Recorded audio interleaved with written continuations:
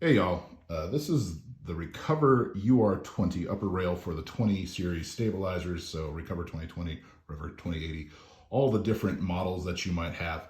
And this is an item that honestly I would not purchase again. I don't think that it's not well built, it is, but it's just intrinsically going to be less accurate.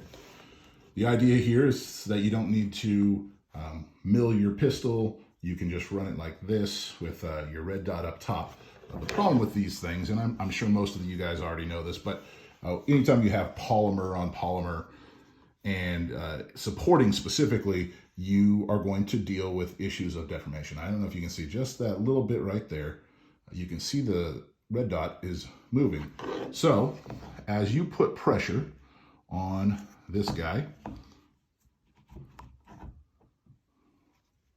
as you put pressure on your handgun, on the brace, there is a little bit of flex that's going on in this chassis because, well, it's made out of polymer. And polymer, of course, while fairly rigid, is not completely rigid. And it doesn't take much. What I find is as I put my thumbs on here, I begin to flex this just a little bit. And then with a little back pressure, now the dot is moving. And the problem is the pistol here doesn't stay in line with that dot. Your barrel, right, is moving at a different angle than your red dot is as it goes either left, right, up, down. And so I was shooting mine specifically with a Glock with a 357 SIG barrel in it. And every time I would put just a little bit of pressure on this, all of a sudden, I'm not hitting the target where the dot is. I would take pressure off of the brace. Now everything's in line from where it was zeroed.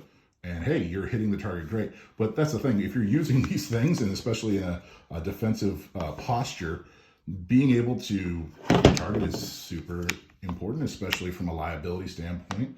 Obviously, if you hit anybody else while using your weapon in a defensive posture, you're now going to be held accountable for every one of those bullets and wherever they go. So I just think that this is it's an item that you probably shouldn't buy and shouldn't use.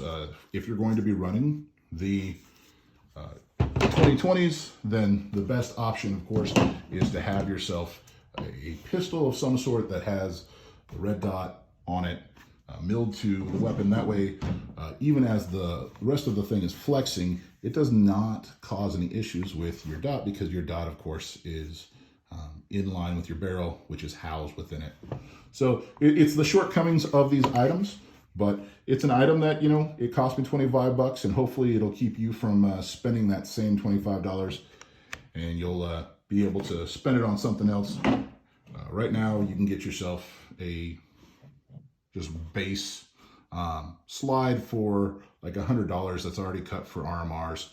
There's really no reason to go the other direction at the current value of things. So just my take on it. If you disagree, let me know.